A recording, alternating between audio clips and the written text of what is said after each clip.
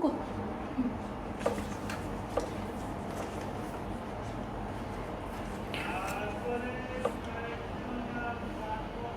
जय माता दी। प्रेम से बोलो जय माता दी। अब हम दूसरा अध्याय शुरू करने वाले हैं। जय माता दी। ओम मध्यम चरित्र के विष्णु ऋषि महालक्ष्मी देवता औष्णिक का छंद शाकंभरी शक्ति दुर्गा बीज वायु तत्व वज्रदेव स्वरूप है। श्री महालक्ष्मी की प्रसन्नता के लिए मध्यम चरित्र के पाठ में इसका विनियोग है। मैं कमल के आसन पर बैठी हुई प्रसन्न मुख वाली महिषासुर मर्दिनी भगवती महालक्ष्मी का भजन करता हूँ, जो अपने हाथों में अक्षमाला फरसा गदा बाण वज्र पद्म धनुष कुंडिका दंड शक्ति खड़ग ढाल शंख घंटा मधु पात्र सूर्य पास और चक्र धारण करती हैं।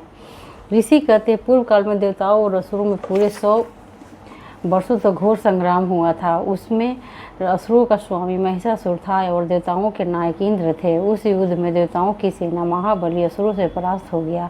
संपूर्ण देवताओं को जीतकर महिषासुर इंद्र बन बैठा। तब पराजित देवता प्रजापति ब्रह्मा जी को आगे करके उस स्थान पर गए जहाँ भगवान शंकर और विष्णु विराजमान थे। देवताओं ने महिषासुर के पराक्रम तथा अपनी पराजय का यथावत वृत्तांत उन दोनों देवसुरों से विस्तार पूर्वक कह सुनाया। वे बोले, भगवान महिषासुर सूर्य चंद्र इंद्र अग्नि वायु चंद्रमा यम वरुण तथा अन्य देवताओं के भी अधिकार छीनकर स्वयं ही सबका अधिष्ठा बना बैठा है। उस रुद्रात्मा महिष ने समस्त देवताओं को स्वर्ग से निकाल दिया है। अब वे मनुष्यों की भांति पृथ्वी पर विचरते हैं। दैत्यों की यह सारी करतूत हमने आप लोगों से कह सुनाई। अब हम आपके ही शरण में आए हैं, उसके वध का कोई उपाय सोचिए। इस प्रकार देवताओं के वचन सुनकर भगवान विष्णु और शिव ने दैत्यों पर बड़ा क्रोध किया। उनकी भौहें तन गई और मुंह टेढ़ा हो गया। तब तक अत्यंत कोप में भरे हुए चक्रपाणी श्री विष्णु के मुख से एक महान तेज प्रकट हुआ। इसी प्रकार ब्रह्मा शंकर तथा इंद्र आदि अन्य देवताओं के शरीर से भी बड़ा भारी तेज निकला। वो सब मिलकर एक हो गया। महान तेज का वह पुंज मान पर्वत सा जान पड़ा। देवताओं ने देखा, वहाँ उसकी ज्वालाएं संपूर्ण दिशाओं में व्याप्त हो रही थी। संपूर्ण देवताओं के शरीर से प्रकट हुए उस तेज की कहीं तुलना नहीं थी। एकत्रित होने पर वह एक नारी के रूप में परिणित हो गया और अपने प्रकाश से तीनों लोकों में व्याप्त जान पड़ा। भगवान शंकर का जो तेज था उससे उस देवी का मुख प्रकट हुआ। यमराज के तेज से उसके शरीर में बाल निकल आए। श्री विष्णु भगवान के तेज से उसकी भुजाएं उत्पन्न हुई। चंद्रमा के तेज से दोनों अस्त्रों का और इंद्र के तेज से मध्य भाग का प्रादुर्भाव हुआ। वरुण के तेज से जंघा और पिंडली तथा पृथ्वी के तेज से नितंब भाग प्रकट हुआ। ब्रह्मा के तेज से दोनों चरण और सूर्य के तेज से उसकी उंगलियां हुई। वसुओं के तेज से हाथों की उंगलियां और कुबेर के तेज से नासिका प्रकट हुई। उस देवी के दांत प्रजापति के तेज से और तीनों नेत्र अग्नि के तेज से प्रकट हुए थे। उसकी भौहें संध्या के और कान ने वायु के तेज से उत्पन्न हुए थे। इसी प्रकार अन्य देवताओं के तेज से भी उस खिलाड़ में देवी का आविर्भाव हुआ। तदनंतर समस्त देवताओं के तेज से पुनः प्रकट हुई देवी को देखकर महिषासुर सताए हुए देवता बहुत प्रसन्न हुए। पिनाकधारी भगवान शंकर ने अपने शूल से एक शूल निकालकर उन्हें दिया। फिर भगवान विष्णु ने भी अपने चक्र से चक्र उत्पन्न करके भगवती को अर्पण किया। वरुण ने भी शंख भेंट किया। अग्नि ने उन्हें शक्ति दी और वायु ने धनुष तथा बाण से भरे हुए 2 तरकस प्रदान किए। सहस्त्र नेत्र वाले देवराज इंद्र ने अपने वज्र से वज्र उत्पन्न करके दिया और एरावत हाथी से उतार कर एक घंटा भी प्रदान किया। जमराज ने कालदंड से दंड, वरुण ने पास, प्रजापति ने स्फटिकाक्ष की माला तथा ब्रह्मा जी ने कमंडलू भेंट किया। सूर्य ने देवी के समस्त रोमकूपों में अपनी किरणों का तेज भर दिया। काल ने उन्हें चमकती हुई ढाल और तलवार दी। क्षीर समुद्र ने उज्ज्वल हार तथा कभी जीर्ण न होने वाले 2 दिव्य वस्त्र भेंट किए। साथ ही उन्होंने दिव्य चूड़ामणि, 2 कुंडल, कड़े, उज्ज्वल अर्धचंद्र, सब बाहुओं के लिए कीयूर, दोनों चरणों के लिए निर्मल नुपुर, गले की सुंदर हंसली और सब उंगलियों में पहनने के लिए रत्नों की बनी अंगूठियाँ भी दी। विश्वकर्मा ने उन्हें अत्यंत निर्मल फरसा भेंट किया, साथ ही अनेक प्रकार के अस्त्र और अभेद्य कवच दिए। इसके सिवा मस्तक और वक्ष स्थल पर धारण करने के लिए भी कभी न कुम्हलाने वाले कमलों की मालाएं दी। जलाधि ने उन्हें सुंदर कमल का फूल भेंट किया। हिमालय ने सवारी के लिए सिंह तथा भांति भांति के रत्न समर्पित किए। धन्य कुबेर ने मधु से भरा पान पात्र दिया और संपूर्ण नागों के राजा शेष ने, जो इस पृथ्वी को धारण करते हैं, उन्हें बहुमूल्य मणियों से विभूषित नागहार भेंट दिया। इसी प्रकार अन्य देवताओं ने भी आभूषण अस्त्र शस्त्र देकर देवी का सम्मान किया। तत्पश्चात उन्होंने बारंबार अट्टहासपूर्वक उस ओर से गर्जना की। उनके भयंकर नाद से संपूर्ण आकाश गूंज उठा। देवी का वो अत्यंत उत्सव किया हुआ सिंहनाद कहीं समा न सका। आकाश उसके सामने लघु प्रतीत होने लगा।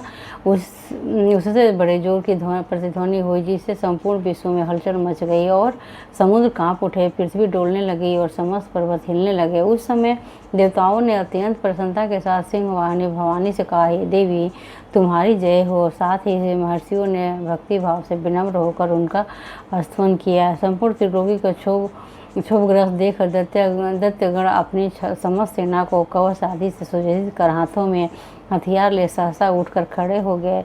उस समय महिषासुर ने बड़े क्रोध में आकर कहा, आह, यह क्या हो रहा है।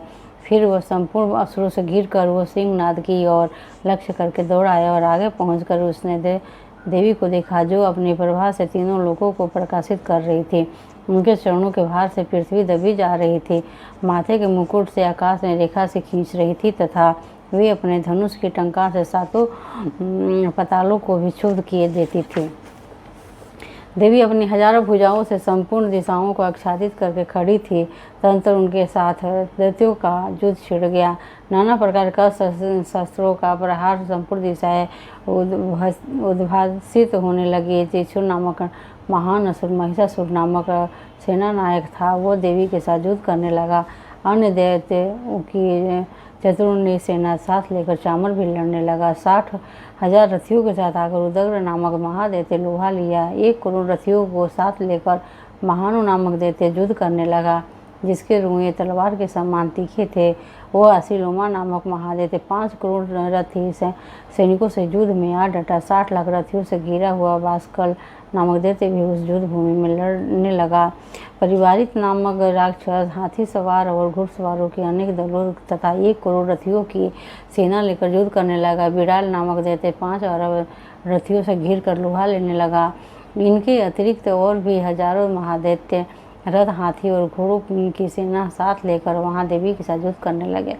समय महिषासुर उस रणभूमि में कोटि कोटि शस्त्र, रथ, हाथी और घोड़ों की सेना से घिरा हुआ खड़ा था। वे दैत्य देवी के साथ तोमर, बिंदीपाल, शक्ति, मूसल, खड़ग, परशु और पटिश आदि अस्त्र शस्त्रों का प्रहार करते हुए युद्ध कर रहे थे।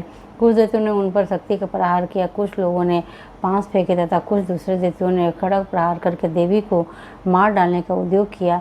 देवी ने भी क्रोध में भरकर खेल खेल में ही अपने अस्त्र शस्त्रों की वर्षा करके दैत्यों के वे समस्त शस्त्र काट डाले। उनके मुख पर परिश्रम या थकावट का रंच मात्र भी चिन्ह नहीं था। देवता और ऋषि उनकी स्तुति करते थे और वे भगवती परमेश्वर दैत्यों के शरीरों पर अस्त्रों का वर्षा करती रही। देवी का वाहन सिंह में क्रोध में भरकर गर्दन के बालों को हिलाता हुआ असुरों की सेना में इस प्रकार विचरने लगा, मानो वनों में दावानल फैल रहा हो। रणभूमि में दैत्यों के साथ युद्ध करती हुई अंबिका देवी ने जितने निश्वास छोड़े हुए सभी तत्काल सैकड़ों हजारों गणों के रूप में प्रकट हो गए और परशु, बिंदीपाल, खड़ग तथा पटेश आदि असुरों का सामना करने लगे। देवी की शक्ति से बढ़े हुए वे गण असुरों का नाश करते हुए नगाड़ा और शंख आदि बाजे बजाने लगे। उस संग्राम महोत्सव में कितने ही गण मृदंग बजा रहे थे। तदनंतर देवी ने त्रिशूल से, गदा से, शक्ति की वर्षा से और खड़ग आदि से सैकड़ों महादैत्यों का संहार कर डाला। कितनों के घंटे के भयंकर नाद से मूर्छित करके मार गिराया। मोहतरे दैत्यों को पास से बांधकर धरती पर घसीटा। कितने दैत्य उनकी तीखी तलवार की मार से 2-2 टुकड़े हो गए। कितने ही गदा की चोट से घायल हो धरती पर सो गए। कितने ही मूसल की मार से अत्यंत आहत होकर रक्त बहन करने लगे। कुछ दैत्य शूल से छाती पर जाने के कारण पृथ्वी पर ढेर हो गए। उस रणांगण में बाण समूह के दृष्टि से कितनी असुरों की कमर टूट गई। बाज की तरह झपटने वाले देव पीड़क दैत्यगण अपने प्राणों से हाथ धोने लगे। किन्हीं की बाहें छिन्न भिन्न हो गई, कितनी की गर्दनें कट गई, कितने ही दैत्यों के मस्तक कट कट कर गिरने लगे। कुछ लोगों के शरीर मध्य भाग से ही विदीर्ण हो गए। कितने ही महादैत्य जांघें कट जाने से पृथ्वी पर गिर पड़े। कितनों की ही देवी एक बाँह, एक पैर और एक नेत्र वाले करके 2 टुकड़ों में चीर डाला। कितने ही दैत्य मस्तक कट जाने पर भी गिरकर फिर उठ जाते और केवल धड़ के ही रूप से अच्छे अच्छे हथियार हाथ में ले देवी के साथ युद्ध करने लगते थे। दूसरे कम्बंद युद्ध के बजाय बाजों की लय पर नाचते थे। कितने ही बिना सिर के धड़ हाथों में खड़ग, शक्ति और दृष्टि लिए दौड़ते थे तथा दूसरे मारे ठहरो ठहरो यह कहते हुए देवी को युद्ध के लिए ललकारते थे। जहाँ वह घोर संग्राम हुआ था वहाँ की धरती देवी के गिराए हुए रथ, हाथी, घोड़े और असुरों की लाशों से ऐसी फट गई थी कि वहाँ चलना फिरना असंभव हो गया था।